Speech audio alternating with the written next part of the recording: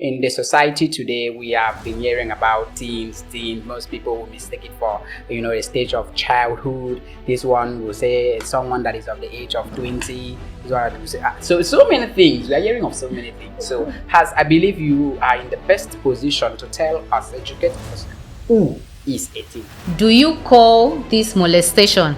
A 17-year-old teenager goes to hook up with a 54-year-old man. If we can call it molestation. Yes, is that molestation? That is a few weeks ago, my son came back and he was saying something. He said, "Mommy, when will it be due for a girl to start wearing bra?" I said, "You want to start becoming a girl? As in, you're a boy and you're asking me when is the right time for a girl to start wearing bra? What happened?" It is up. And I got to find out that I realized that truly they talk in their class. They said, "My classmate said she has 40 braids." Yeah. Most times, schools get to employ pedophiles without knowing. It's serious. And these people, you won't even know they are pedophiles. If you have been in such a situation, you've been molested, you have been abused in one way or the other, there is hope. Somebody had passed through that before and there is help for you. So all you need to do is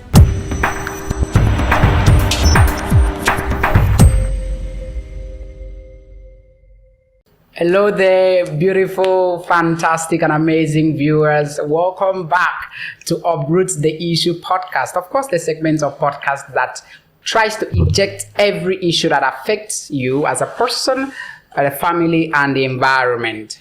And of course, always at your service, I'm always delighted to be your host, Ekemini Ekwere.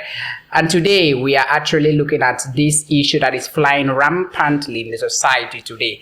And that is molestation and abuse of teens. So, are you a teen? And have you been molested in any way? Or when you were 18, what is that toxic experience which the society exposed you to? All right, please join us as we kickstart this conversation. I'm not doing this alone. I'm with the studio. Beautiful women here with me. She is a psychologist and a teens coach. My name is Mrs. Udwa Victor Tom. I'm a teens coach and a psychologist, clinical psychologist. Thank you for having me. Mrs. Udwak, thank you very much for always honoring our invitation. It's good to have you. Okay, ma?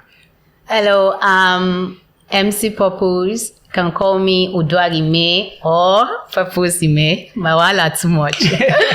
Okay, I'm a teens advocate. You can call me a teens coach. I'm a radio presenter at Union 100.7 FM. An MC, a writer, and community journalist. Okay, so quickly, ma, you see, in the society today, we have been hearing about teens. Most people will mistake it for, a stage of childhood. This one will say someone that is of the age of 20. This one will say, so many things. We are hearing of so many things. So, I believe you are in the best position to tell us, educate us, who is a teen. A teen is someone, a child or a person who is within, as the name implies, teen, from the age of 13 down to 19 and some even 20.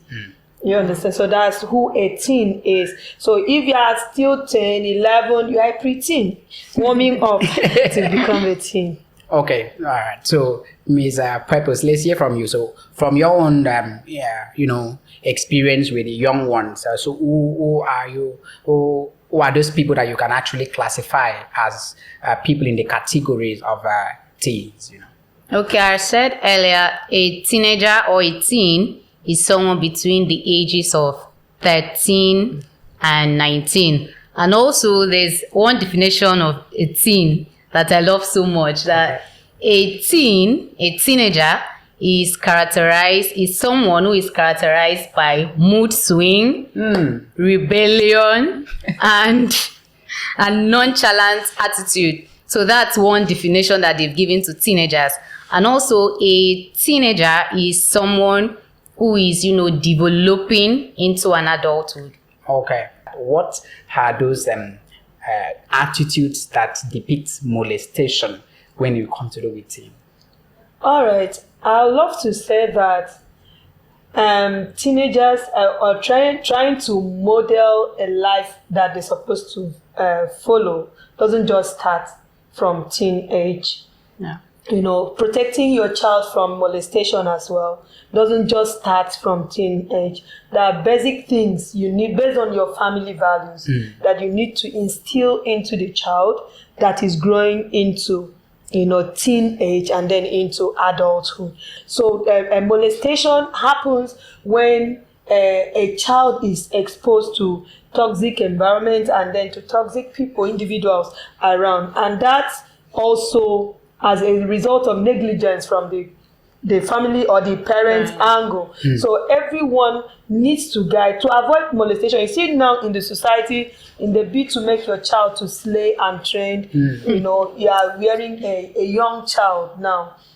You start by wearing the child bomb short, taking the child to parties, clubbing and the rest. Swimming. And then you are expecting that behavior and attitude to change immediately the child gets to teen age. Don't forget that the teen age is always characterized by this identity crisis. Yeah. They want to know who they are truly, and they look out. If the picture is not found within the immediate family, they look out to entertainers.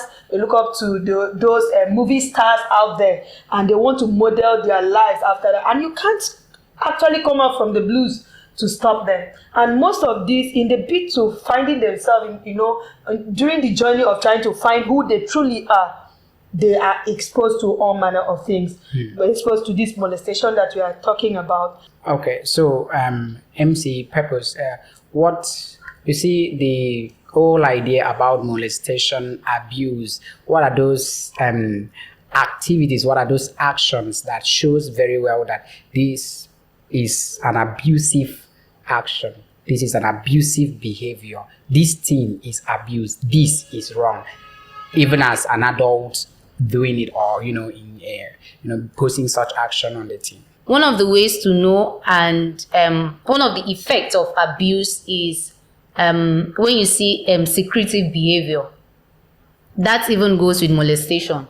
When a child is, too secretive, I know that there are many people that just like their space. So most times I just like my space, let me be alone. But when you see a child that, is outspoken, an extrovert, yes, let me put it that way, an extrovert, and at a particular point, you see the person is just withdrawn. Yes. So maybe the person is going through, there's someone molesting him or her, there's someone abusing him, and it can also, one of the effects is low self-esteem. I can't be going through molestation and then you expect me to still be that outspoken person, especially when the abuser is there. So it doesn't make any sense. Imagine a child that is being molested by the teacher. So that will even lead to another effect of molestation, which is low academic performance. So most times you see that your child has been this, bright child, top of the class, and all of a sudden just coming down from first to feed is even close. Oh God, top to bottom. Yes, from top to bottom. So it doesn't make any sense. That's one of the ways you have inferiority complex, low self-esteem, and the rest. Wow. All right, to add to what she has just said, you talked about the forms of abuse and molestation, and if I want to say it psychologically, we have the physical form of abuse of the child, which could, mean inflicting pains and scars on the child to the point that it's visible. Like what some people do, you get a child or you get a teen from the parent to stay with you, and you refuse to treat that particular child as your own child. Send them out. If they are not meeting your target, you tend to inflict pains and all manner of things on them. What has been the influence of peer group, in this molestation of a thing? Because I believe it's not just adults that we have our peers. We one way or the other do change the good life. We, someone would have been, I trust this boy, but now they trust you again. Due to mostly you might be innocent actually, but you said show me your friend, I'll tell you who you are. So what has been that influence, the impact of people surrounding you in the course of molestation? Okay, growing up as a teenager, your friends have 80%. Is it 80? A high percentage of influencing you. It is usually said that if you can't change your friends positively, believe me, your friends will change you negatively over time. So peer group influence is a serious issue that should be treated. And it also boils down to parents. As Mrs. Uduak said that most times these teenagers don't have who to open up to. So if as a parent, if as a mother, your female child now in quotes, can't really open up to you, I don't know what you're actually doing. And you talked about peer group. You said, tell me your friend, I'll tell you who you are. Friends, most times we get influenced negatively by our friends without us knowing that we are negatively influenced. Yes, same thing as positive influence. So I'll say that we should be on a lookout for our friends, the kind of friends we keep and the rest, the kind of places they go. So most times when I was in secondary school, I first went to a mixed school before going to a single school. And when I went to a single school, I was like, what was all these things? You hear things like, okay, school mother, school daughter. Okay, that one was okay. But same-sex school, school lover. I'm like, oh God. And my mama will say, what is that? So I'm like, it was weird. And also, we should try as much as possible to be relationship conscious, because one of the traumas of abuse and molestation is trust issues. You won't be able to keep healthy relationship because everyone will look like your abuser in quotes. So imagine that if I was molested because of my friend, what will I think of you? What will I think about you even in the next 5 years? So I think that peer pressure is something that should be dealt with. Wow. Peer influence. Okay, that to add to what Uduak just said, you need to, as parents now, I want to come out from the perspective of the parents. You need to create the environment and the atmosphere such that your child can reach out to you if perhaps they are facing any pressure. I shared this story, I think a few weeks ago. My son came back and he was saying something. He said, Mommy, when will it be due for a girl to start wearing bra? I said, you want to start becoming a girl? As in, you're a boy and you're asking me when is the right time for a girl to start wearing bra? What happened? Ratings up. And I got to find out that I realized that truly they talk in their class. He said, my classmate said she has 40 braziers. I said, so how did it start?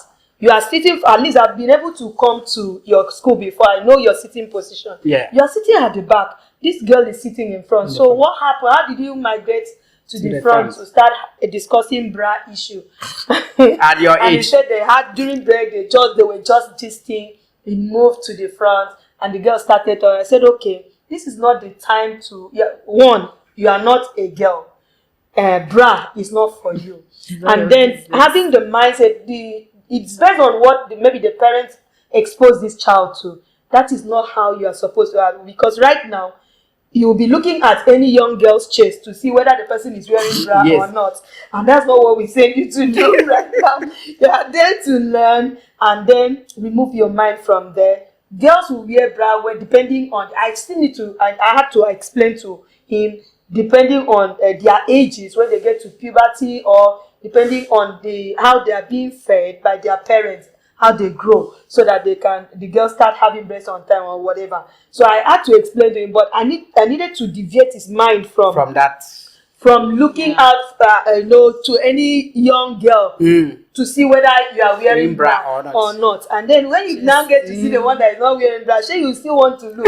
At that point of committing lookery, it's not good. All right, that's by the way. So parents have a lot of role to play, so that when they come in like that, like I said, these children are exposed to other children who are raised by different, parents in different family background. So it is the place of the parents to be able to me, what I feel is like, if my child maybe gets to the teen age and tell me, okay, this is my crush or whatever, you invite that crush to the house.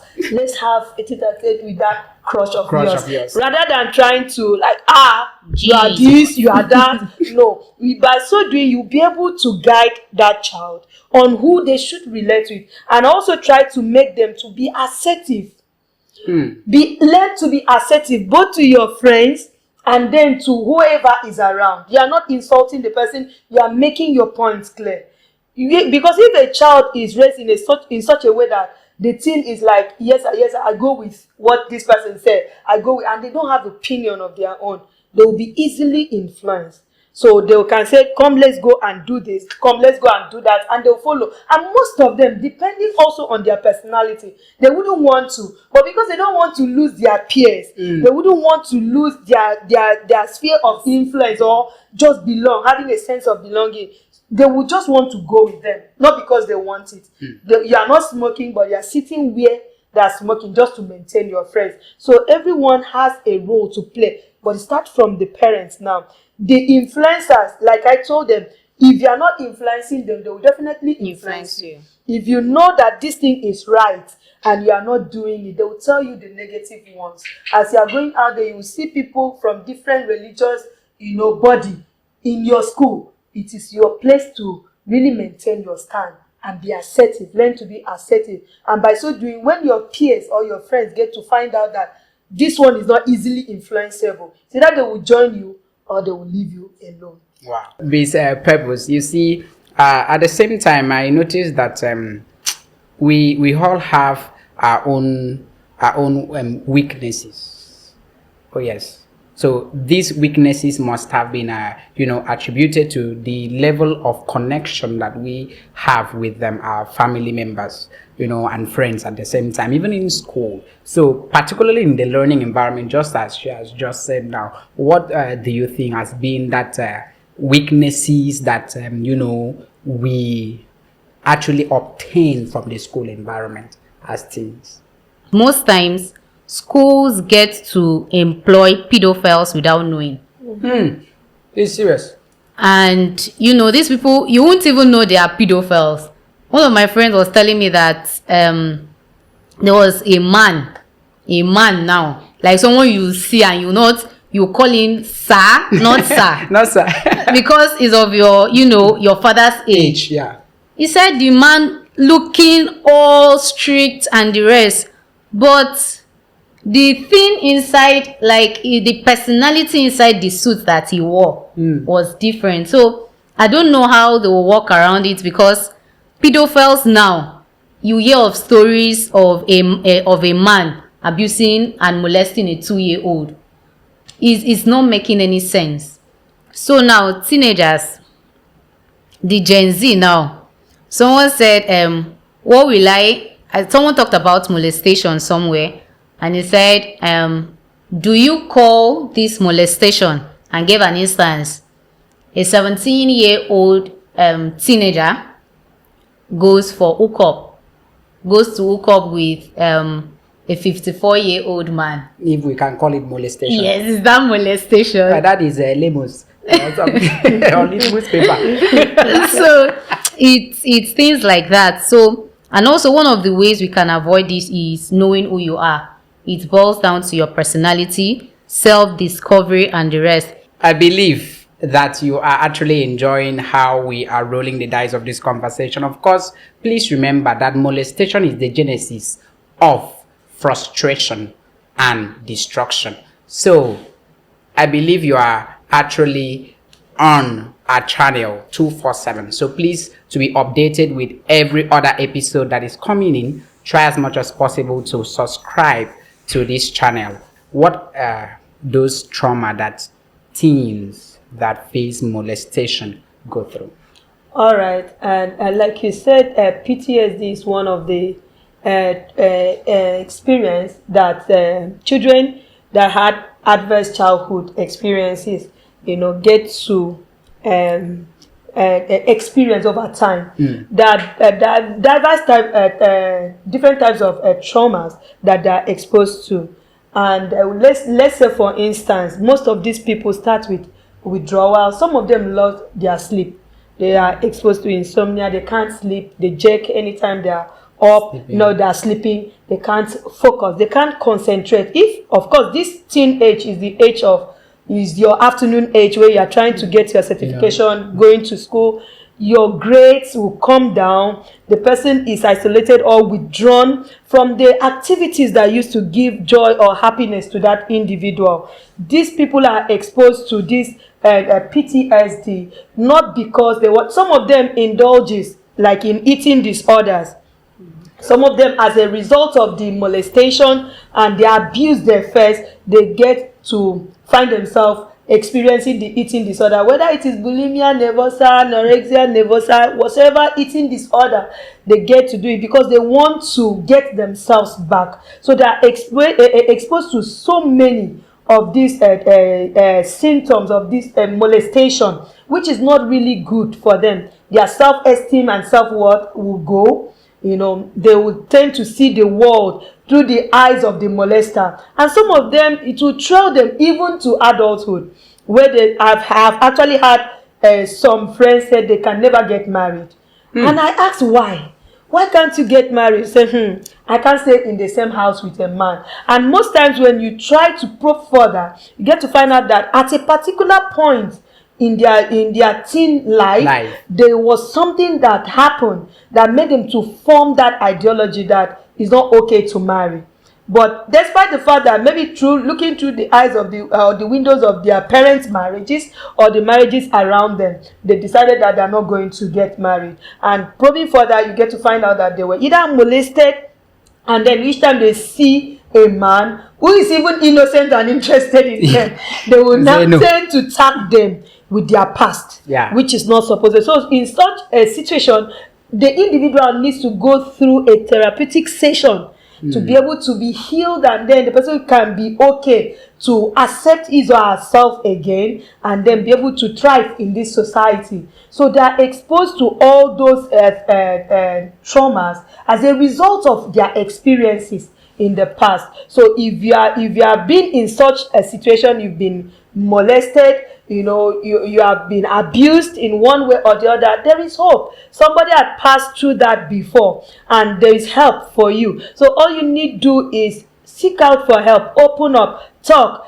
If you are getting, they said that there are people you can't lie to. You shouldn't lie to your doctor, don't lie to your pastor, don't lie to your lawyer, because these people have a way of helping you out in one way or the other. But when you are holding it and you are sitting in front of your counselor or your therapist, and you are trying for the person to look at you, like some people, whenever they see you said you are a psychologist, they will close their heart and may close their heart. I don't want you to read my mind. No, it doesn't happen that way. It's over time. So please open up to someone that can help you so that you can have a robust adulthood. Because whatever that happens at this point would definitely trail you to your adulthood and even to old age. So please, this is a delicate season of your life. And if you have experienced those symptoms or as a result of what you were exposed to, you are not alone in this. There is hope. There is also a way out for you. All right. Thank you very much, Ma. Okay, so Miss